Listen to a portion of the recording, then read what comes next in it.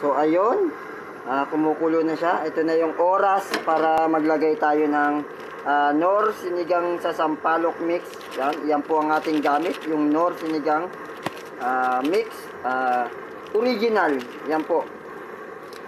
Ang kagandahan po dito sa Knorr sinigang po, hindi lang po siya talaga pang sinigang, no? So pwede po natin siya gamitin talaga sa pang marinate, pangpalit po siya sa kalamansi. Kung wala kayong kalamansi o mahal yung kalamansi, pwede po tayong magpalit ng yung ganyan Knorr sinigang.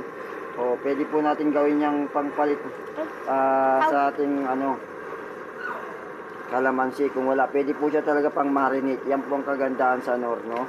So syempre maglalagay tayo na rin ng magic sarap, no?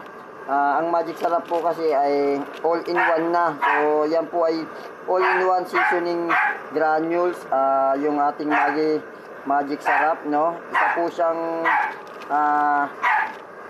ingredients na pinagsama-sama tulad ng sibuyas, bawang, mga paminta, tsaka manok. Tapos siyempre siya po ay nagbibigay ng kakaibang lasa sa ating mga lutuin. So gamitin po natin ang Maggi Magic Sarap sa ating mga lutuin. Ang kagandahan lang po sa Maggi Magic Sarap, pwede po siya sa lahat ng klaseng lutuin.